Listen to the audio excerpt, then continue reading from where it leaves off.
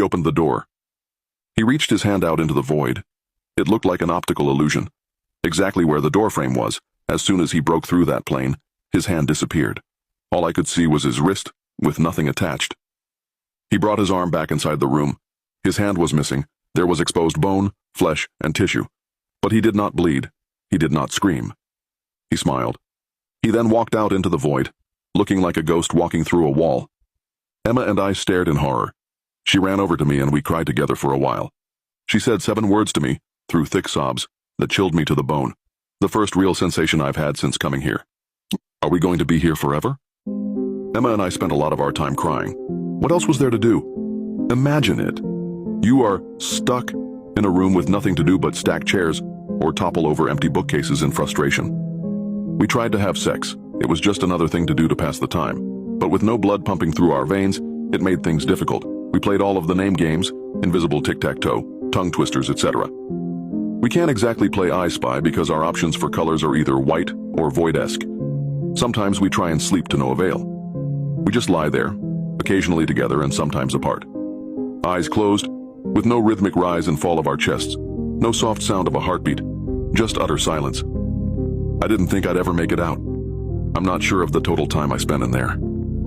It was hard to tell, and grew more difficult as time went on. At first it was easy. You could tell a couple seconds had passed, then minutes grew to hours. But especially after Ryan left, it was difficult.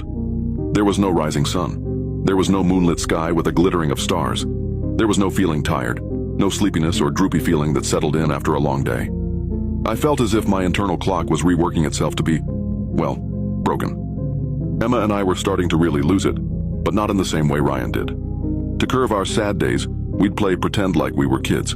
I'm not sure if this was an actual decision on our part, or if our minds were making us do it in return for a flake of sanity. Sometimes one of us would be a waiter and the other would be eating at a fancy restaurant. Sometimes we'd play doctor and one person would have to undress and be examined. In some scenarios, she'd be my wife. I'd come home from a long day at work and she'd have dinner prepared for me. She'd call the kids down and we'd pretend to eat, and I would tell her all about my day while sneaking table scraps to our dog. Our favorite scenario was strangers. At least that's what I call it now, looking back. We didn't have a name for it then. I'd be sitting at the table, pretending I was at a bar or a club. She'd walk up and grab a seat, and I'd give her a couple glances and side eyes before telling the bartender I'd buy her a drink. She would try to contain her glowing smile and would bat her eyelashes at me. Then she'd make her way from across the table, across the bar, and take the chair next to mine. I'd ask her name, and then we'd slowly go from surface-level conversation into the world of getting to know each other deeper. Childhood memories, fears, aspirations, secrets, dreams. Then eventually one of us would break character and we'd laugh. We would also write plays in our head for each other and perform them. Or we'd make scripts for TV shows or movies and act them out, mostly improv. Those were the good moments, the secure ones. Those escapes for us were equal to the escapes of regular people in the real world who were watching TV or scrolling through an app so they don't have to face the reality that engulfed them. But at some point, reality always sets in. Our entire world was in that room. I started to forget what my mother's face looked like.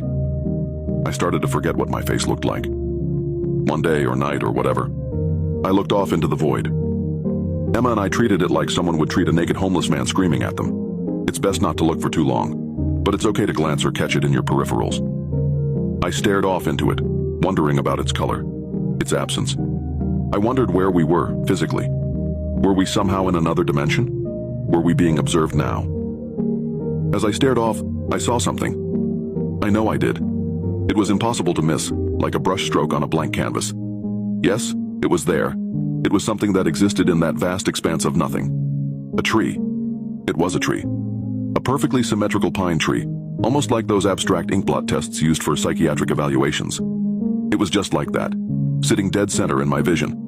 It wasn't like spotting a tree from inside a window in the real world. No, I wasn't there with the tree. I was merely observing it. I felt like an alien from another planet witnessing it. The tree didn't know I was there, and I didn't know where it was. Suddenly, a strong and swift open palm made contact with my cheek, and I heard Emma yell, "Snap the fuck out of it, Clark, please!" Ah! My face stung, but the pain was dulled as I noticed she was crying. "Whoa, hey!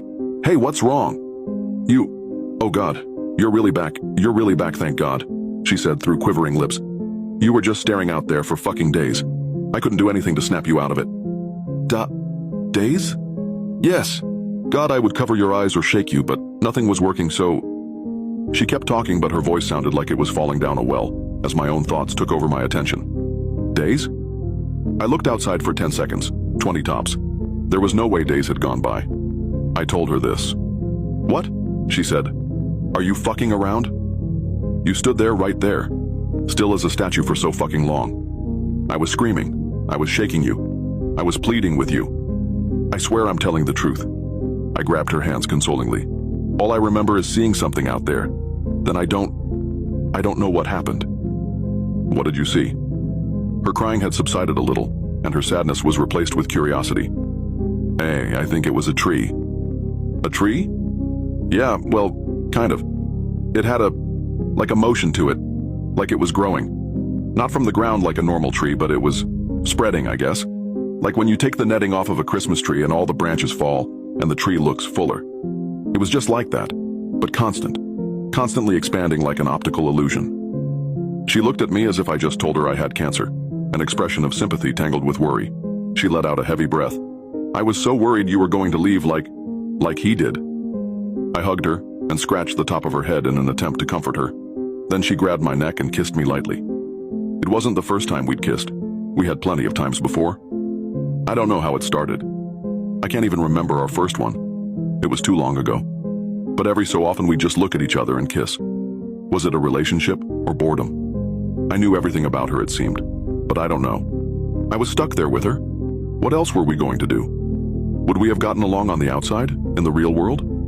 If this experiment worked, would we be together? I don't know. A lot of time passed since Emma slapped me to snap out of it. We were more quiet than usual, more thoughtful because of the events that had occurred. She brought it up first, interrupting our previous conversation. So hey, let's say we make it out of here, whether that be in 1,000,000 years or 1,000,000,000 or whatever. Uh-huh. Well, you know how you were looking out the window, and days passed in a couple of seconds? What if that's the best thing to do? To pass those years? Maybe if we just look out, it'll feel like a couple of hours, and then, boom, we're back to reality. I had wondered about it too. What if we never snap out of it though? What if we walk out like Ryan did? Or what if we're just stuck in here forever, hypnotized? I know, she said. I've thought about that, sure, but what? I don't know. What's our other option? Realistically, we can't keep living like this. We can't keep spending every day going through the waves of talking and silence and laughter and crying. I'm losing my fucking mind, and I know you are too. I tightened my lips together, and my silence answered her, so she continued. What's worse? Spending 1,000,000,000,000 years in this room until you pull your hair out and slowly slip down the insanity slide, or looking at that fucking abyss of nothing. And yeah, there's a chance we'll go off the rocker, like Ryan, and hypnotically walk out that door. But is it worth it?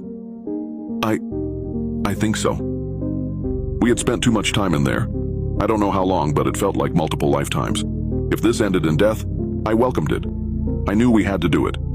It was our only option. Okay, we'll barricade the door, I proposed. We'll put the table, the bookshelves, and everything else in front of it. It's at least one line of defense against us leaving. Yeah, it's no guarantee, but I like the idea. And we did just that. The idea that we could be out of there in a couple of hours was the only motivation we needed. After the furniture was moved, we sat on the floor in the middle of the room. Our legs were crossed and we faced each other. I'm fucking terrified, she said openly. I know, I am too. What if we never see each other again? What if we never see anyone again? What if this is it? Like, it? I grabbed her hands and pulled her a little closer before replying. No matter what happens, I'm grateful that I had you here with me. I couldn't have been here alone. This place is hell, but it would have been so much worse without you. She gave me a nod and smiled. I returned the same gesture. We both adjusted our bodies, still in a sitting position, to face the window. I looked to my right and admired Emma's gaze out the window, just as I did when we were transported here. I squeezed her hand. Ready to spend an eternity together? She said with a shaky breath, almost laughing. You know it. And with that, we peered off into the nothingness.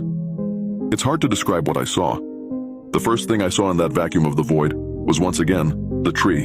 It moved and breathed and acted like it had before.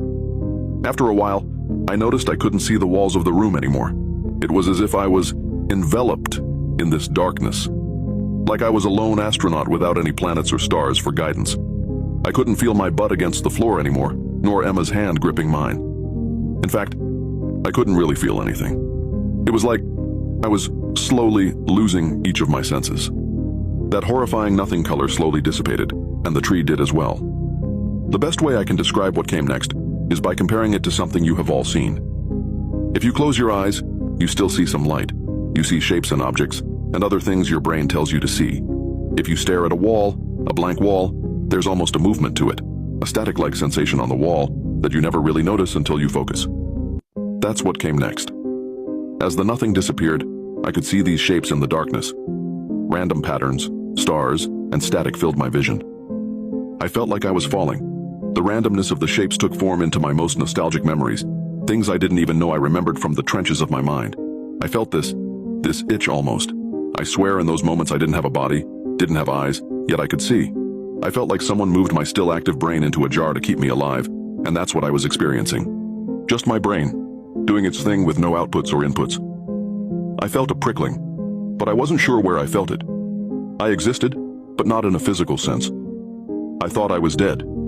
I hope that is not what being dead is like. And then, faster than a light switch, with no sound effect, no transition of any kind, pop, I was back, standing in that room. Sunshine made its way through the overcast sky and immediately flooded the window. I was not facing the window, though. I was facing Emma, with Ryan right behind her. Both of them were looking out the window, just as we were before everything went dark. My focus was on Emma's pupil, just as it was before. It did not change in size. Before I could begin to process what was happening, Ryan screamed louder than I thought physically possible. I jumped and started to back away, but Emma didn't even flinch. Ryan grabbed the lamp from the table, smashed it on the ground, picked up a large piece of glass, and pushed it through his chest and into his heart. His hands were bleeding, and his chest was discharging blood by the pint. He died within a minute. He was smiling the whole time. Emma, still unmoved, kept staring out the window. I was just trying to process my thoughts, which were abundant. Ryan stabbing himself was the least of my concern, to be honest with you. I backed up against the wall, opposite Ryan, and slumped until I hit the floor. I sat in a fetal position and was praying the doctor would come down the mountain. The experiment had worked, kind of. The room did disappear, and we reappeared exactly 3 hours into the future. Dr. Olson said he installed the window in case we could see lights or flashes. He did not know about the void. After Ryan's death, the university shut down Project BTAO-33 pretty quickly, but I doubt that was the last the world will see of it. Dr. Olson can only hear the events that took place from my perspective. Emma is in a catatonic state. She hasn't spoken a word or made a noise since returning. She's completely unresponsive. There is no sign of her getting better. I visited her once at the home she lives in now, and I'm never going back. She stares off at the walls the same way Ryan stared into the void. If there's a God out there, I just pray she isn't still there somehow, in that place. I hope her mind is free, or at peace. Why am I not catatonic? Why did I make it out okay? Did I see the same thing Ryan saw? I'm not sure. I try not to think about it. I have lived, subjectively, longer than anyone will ever have to experience. To suffer. I don't have the guts to kill myself, though I think about it often. I don't really care if I get in trouble with the law by sharing my story. It's therapeutic to share. And like Dr. Olson said from the beginning, no one will believe me anyway. Day-to-day life doesn't bother me. I don't mind interacting with people. I like eating food again or taking a nice hot shower. I like knowing I can die, that I will die. It's not the waking moments that disturb me, no. It's when I sleep. My dreams are awful, and are almost always of that place. That room. The doctor says it's because that room is where my brain thinks it has spent most of its life. He says they will lessen as my stimuli from the real world increases. But dreaming isn't the worst part about sleeping. It's every other moment between dreams. As I slip away into oblivion, so does my body, and so do my senses. My mind is still active, but I'm encompassed by that void, drowning in its emptiness. That color, that nothing, every night, it haunts me. I hope to God you never see it. Never realize it's there, because when you do, it won't go away.